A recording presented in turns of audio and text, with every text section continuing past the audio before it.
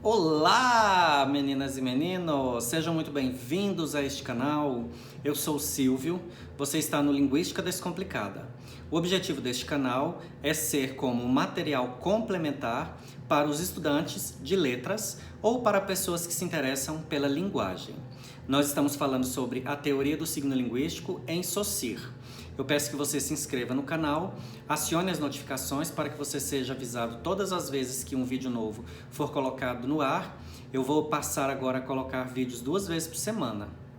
E eu tinha dito anteriormente que seria terça e quinta, mas eu mudei de ideia. Eu vou colocar terças e sextas, por volta de 11h30 da manhã, por aí, haverá vídeos novos. E aí, se você acionar as notificações, você não precisa ficar preocupado, porque o YouTube vai te avisar quando o vídeo estiver no ar. Então, compartilhe com seus amigos, com seus colegas, comente. Eu precisava saber o que você está achando, se as explicações estão claras, se você está conseguindo associar ao que você já tinha estudado. Eu coloquei lá a sugestão do livro do Castelar de Carvalho. Você conseguiu o livro? Você leu o livro? Os capítulos do livro são muito interessantes. O título do livro é Para Compreender Saussure. Então, por isso a gente já percebe que o que ele vai fazer é facilitar a compreensão deste autor, que é um pouco denso, mas que com a ajuda do Castelar de Carvalho e com o canal Linguística Descomplicada, você vai conseguir absorver tudo que você precisa sobre o Saussure. Bom, no vídeo anterior, a gente falou um pouco mais a respeito do significante e significado. Então, eu tentei apresentar uns exemplos ilustrativos para você, por isso que eu preciso do seu comentário. Eu preciso que você me diga se os exemplos foram bons, se te ajudaram a entender melhor, se você quer que eu faça alguma coisa complementar, tentando esclarecer mais. Seria interessante você dizer para mim, porque o que eu quero é tornar a linguística mais descomplicada ou menos complicada, como você preferir. Mas para isso eu preciso do seu feedback. E aí eu tinha dito para você que, no vídeo anterior, que o signo linguístico tem aquelas duas características, né? Aliás, tem aqueles dois elementos integrantes, o significante e o significado, e o Saussure diz que ele apresenta alguns princípios, e eu tinha dito para você que também são dois os princípios. Um é a arbitrariedade e o outro é a linearidade. Você já ouviu falar a respeito disso? Provavelmente você conhece o termo arbitrário vindo de árbitro, que tem a ver com a pessoa que faz com que as normas sejam cumpridas. Quando a gente fala de árbitro, o que geralmente vem primeiro à cabeça é o árbitro de jogo de futebol, de vôlei, enfim. Aquele que faz o papel de juiz, né? Que faz com que as normas do jogo, as normas que precisam ser cumpridas na quadra, sejam de fato cumpridas. Eu não sei o que vem à sua cabeça quando você vê, quando você ouve essa palavra linear, mas eu imagino que você deve associar linear a linha. E se foi esse mesmo pensamento, você está completamente correto, porque realmente o princípio da linearidade tem a ver com linha. Agora, o princípio da arbitrariedade, se você associou isso a árbitro, a juiz, a normas, normatização e etc., não faz muito sentido esse tipo de entendimento para o princípio da arbitrariedade segundo Saussure. Então, esses dois princípios são inerentes ao signo, e o fato de o signo linguístico apresentar esses dois faz com que ele seja verdadeiramente considerado como signo e não como símbolo. Por exemplo, a gente vai ver mais adiante a diferença entre signo e símbolo para você conseguir diferenciar, mas de imediato eu digo para você que uma das diferenças é essa: o signo linguístico apresenta esses dois princípios, que são a arbitrariedade e a linearidade. Então, vamos entender um pouco mais a respeito da arbitrariedade? E aí, o que o Saussure tem a dizer para nós a respeito deste princípio? O signo linguístico é arbitrário, escolhido sem nenhum motivo, uma vez que, na palavra casa, C mais A mais S mais A, ou C mais A mais Z mais A, nada tem a ver com o tipo, o material usado, a forma ou a função daquele objeto que designamos casa. E De imediato, o que você pode concluir? Que o princípio da arbitrariedade está associado à falta de motivo existente na relação que há entre significante e significado. Ou dito de outra forma, por que essa construção, que pode ser de alvenaria, pode ser de madeira, pode ser de lona, pode ser seja lá do que for, que a gente deu o nome casa, por que tem o nome casa? Qual a relação que existe entre o nome e o signo linguístico que o representa, essa associação linguística que representa? Qual o motivo para isso? Nenhum, não existe motivo. Esse é o princípio da arbitrariedade. Então, não existe motivo para associação ou para relação entre significante e significado. E aí, dentro desse aspecto, o Saussure vai dizer que o signo linguístico é imotivado. E esse imotivado tem a ver com motivo. Não tem motivo, não tem motivação. Você pode entender que não tem explicação. Você não dá conta de associar, de explicar essa associação entre o significante e o significado.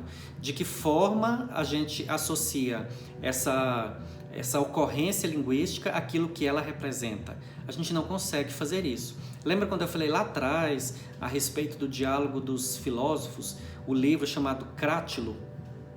Então, lá naquela época, isso já era uma coisa que preocupava os filósofos. Eles queriam entender se existe relação entre o nome e o objeto. E naquele momento, a conclusão a que eles chegaram era que sim, que existia motivação, que existia explicação, que você conseguiria explicar. Séculos depois, com o Saussure, ele vem dizendo pra gente que não existe motivo, que não há como você explicar ou justificar a relação existente entre significante e significado. Então, se você me perguntasse para mim o que é o princípio da arbitrariedade, ou se você dissesse assim, fala para mim de maneira resumida o que é o princípio da arbitrariedade do signo linguístico. A resposta é essa, é a falta de motivo existente para a relação entre significante e significado. Ok? Bom, e a linearidade? Eu vou explorar mais essas ideias, tá? Eu estou trazendo os conceitos iniciais para vocês se familiarizando com eles. O que o Saussure diz a respeito da linearidade?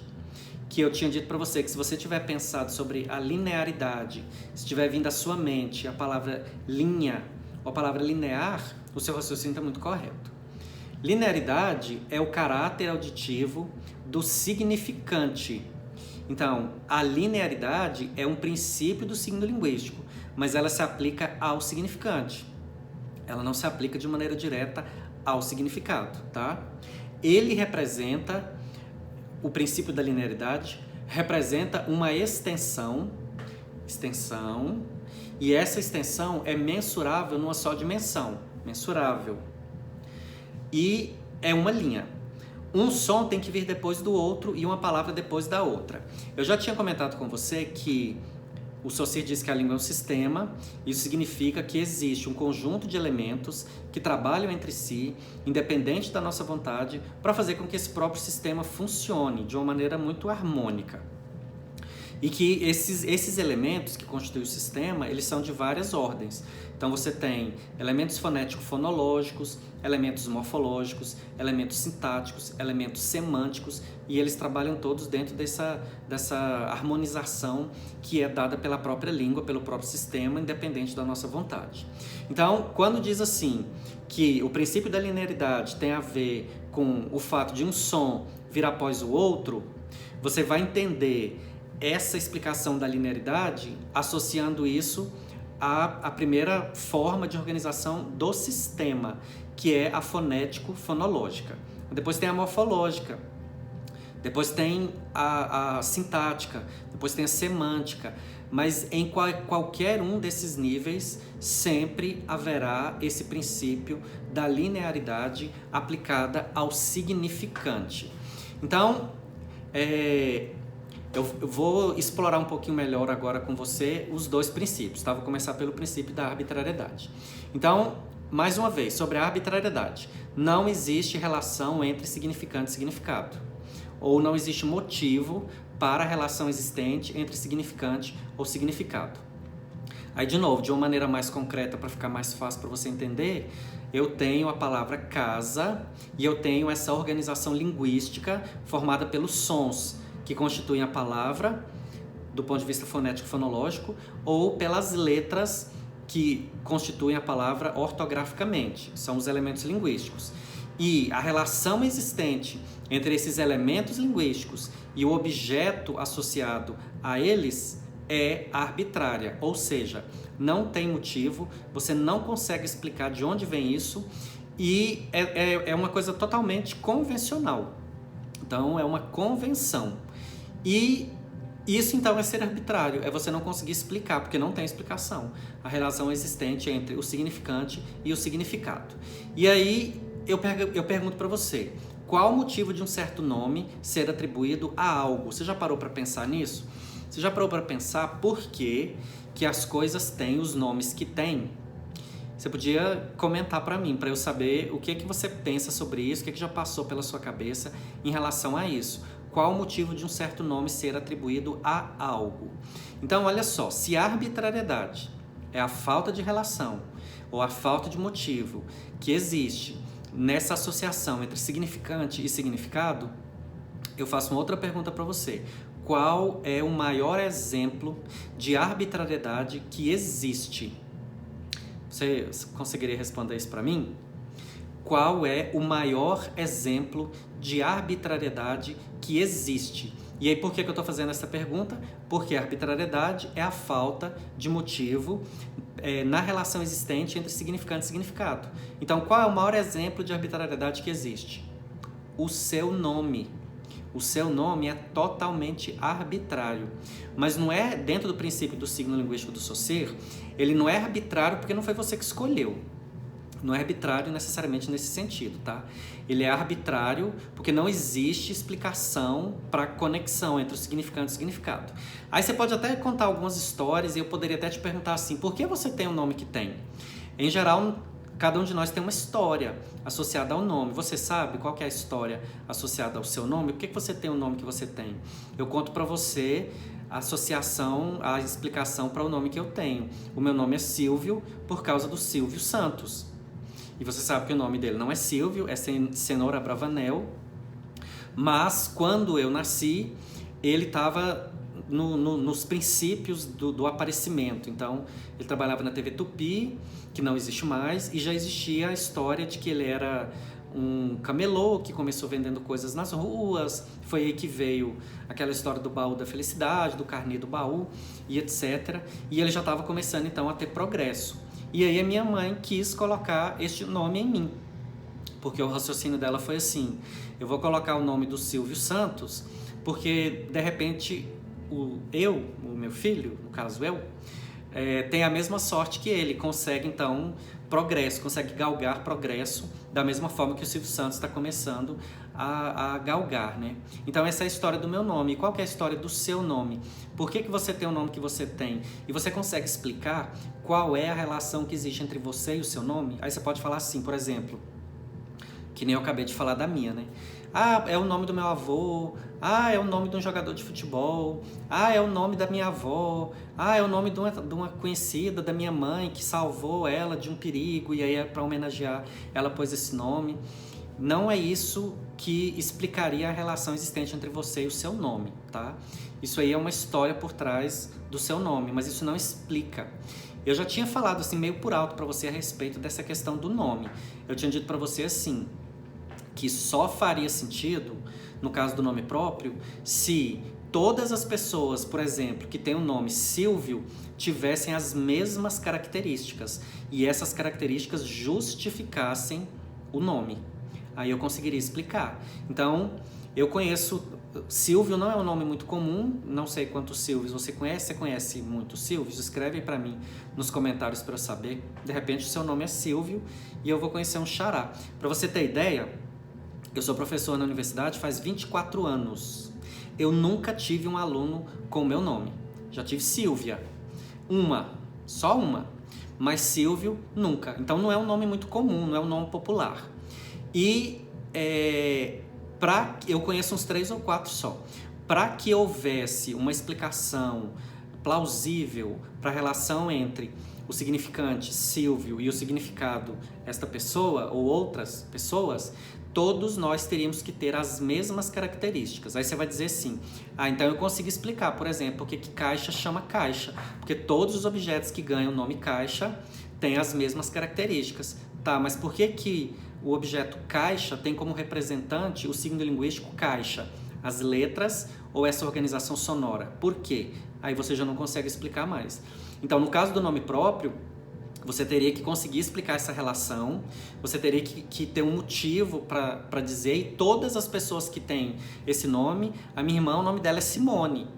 E Simone eu conheço mais, já tive alunas chamadas Simone, por exemplo, mas cada uma delas tinha características diferentes. E para eu conseguir explicar essa relação, as características teriam que ser sempre iguais, e não são. E mesmo que fossem, eu já não conseguiria dizer, mesmo no caso da caixa, o mesmo caso da caixa, por que as pessoas que têm as mesmas características X, Y e Z têm esse nome, Silvio ou Simone. No meu caso, com a minha irmã. Eu vou deixar para você na descrição do vídeo um link para você assistir um vídeo de uma reportagem que passou no Domingo Espetacular há uns anos, que o título um quadro que eles têm chamado Achamos no Brasil, sobre nomes estranhos. É uma reportagem bem interessante, eu sugiro que você veja, para você pensar um pouco a respeito do seu nome, e se você quiser contar aí nos comentários a história do seu nome, faz isso que eu gostaria de saber. Bom, eu falei a respeito dos princípios, explorei um pouco mais o princípio da arbitrariedade. Eu vou deixar para o próximo para falar um pouco mais a respeito da linearidade e para dar mais exemplos, para esse vídeo não ficar muito longo, tá? Então, mais uma vez, eu peço para vocês, se você não é inscrito no canal, se inscreva, curta e compartilhe com seus colegas. Tudo isso para quê? Para que o YouTube entenda que o conteúdo é relevante e possa torná-lo disponível para mais pessoas. Então, quanto mais pessoas nós tivermos associadas à nossa comunidade, mais a gente vai fazer com que as pessoas saibam e tenham a oportunidade de entender a linguística de um ponto de vista menos complicado, ou, se você preferir, mais descomplicado, ok? Obrigado por você ter ficado aí, eu te espero no próximo. Até lá!